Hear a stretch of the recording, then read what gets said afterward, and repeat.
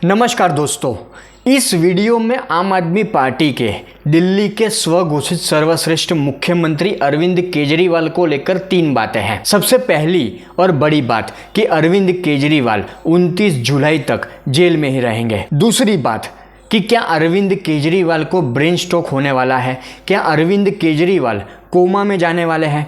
और तीसरी बात कि आम आदमी पार्टी और अरविंद केजरीवाल की करीब 1100 करोड़ की संपत्ति जब्त होने वाली है। तो अरविंद केजरीवाल जी कोमा में जा सकते हैं।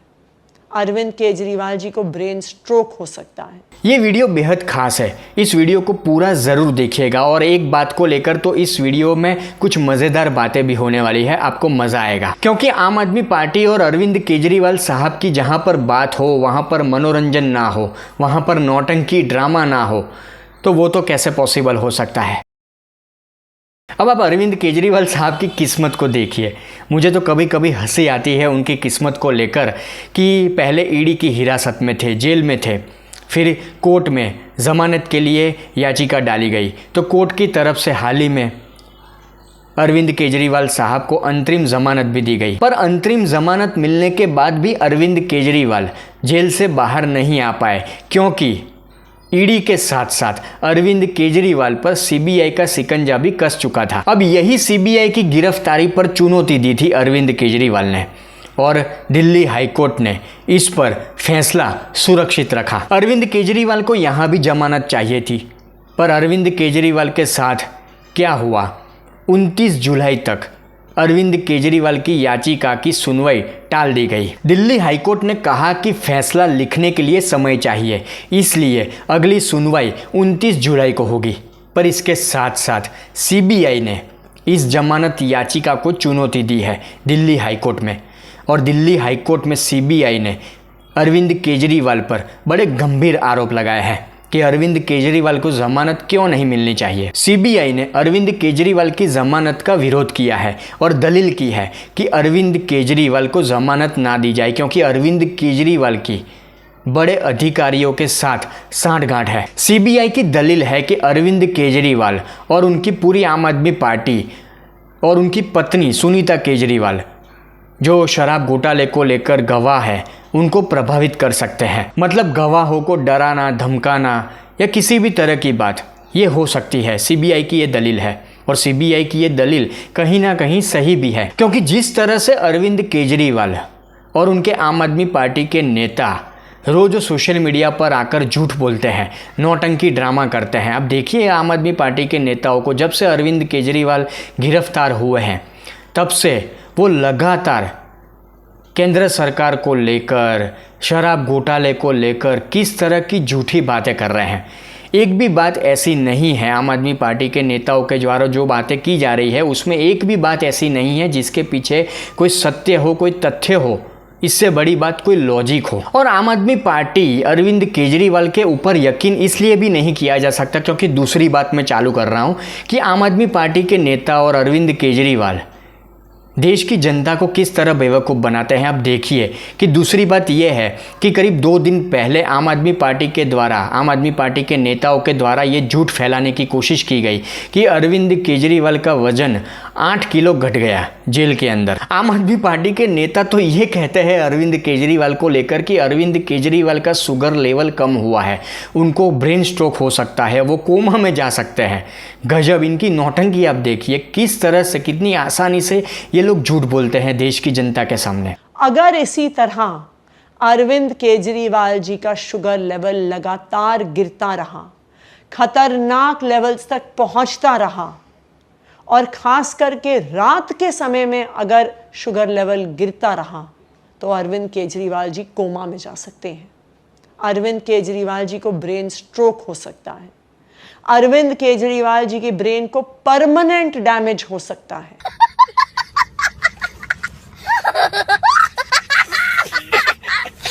आम आदमी पार्टी के नेताओं के द्वारा बोली गई ये बात पूरी तरह से झूठ इसलिए है क्योंकि जेल प्रशासन ने ये कहा है, जेल प्रशासन ने ये क्लियर किया है कि आम आदमी पार्टी के नेता झूठ बोल रहे हैं। क्योंकि अरविंद केजरीवाल की जब से गिरफ्तारी हुई है, वो तिहाड़ में है, तब से अब तक अरविंद केजरीवाल का सिर्फ 3 किलो वजन कम हुआ है। जेल प्रशासन ने पूरी डिटेल देते हुए ये कहा कि 1 अप्रैल 2024 को अरविंद केजरीवाल का वजन 65 किलोग्राम था।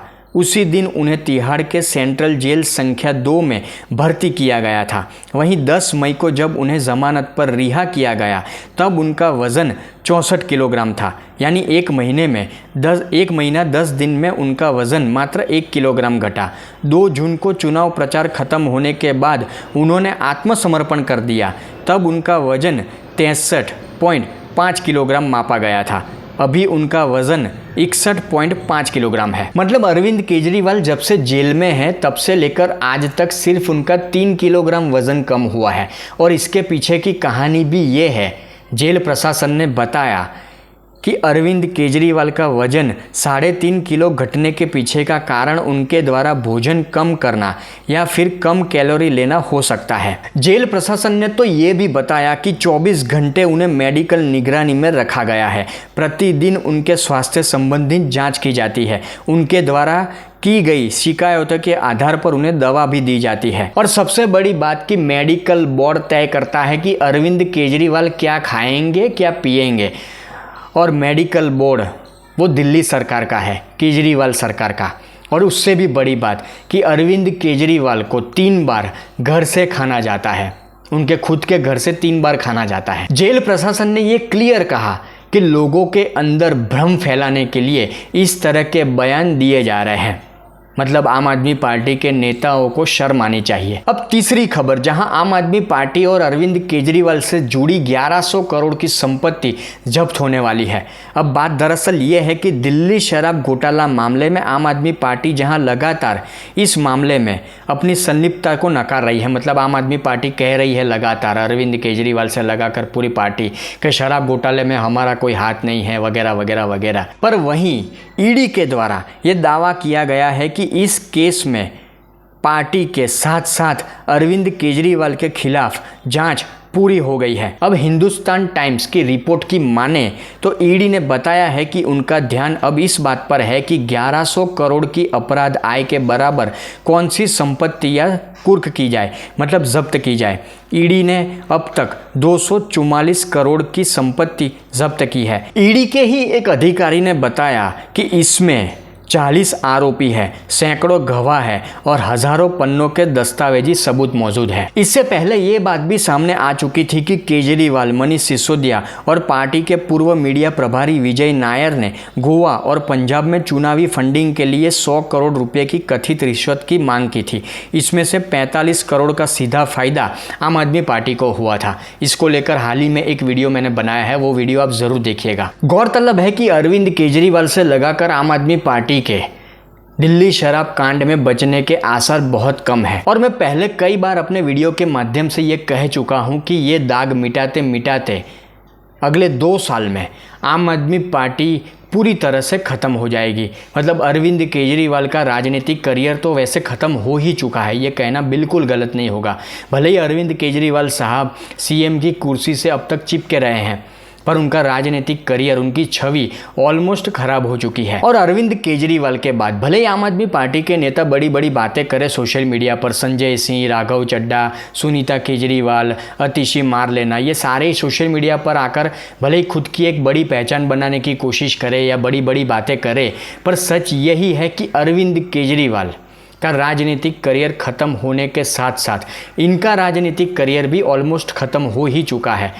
अब ये लोग आम आदमी पार्टी को आगे ले जाएंगे या आम आदमी पार्टी का लेवल और बढ़ा सकेंगे, ऐसे कोई आसार नहीं दिख रहे।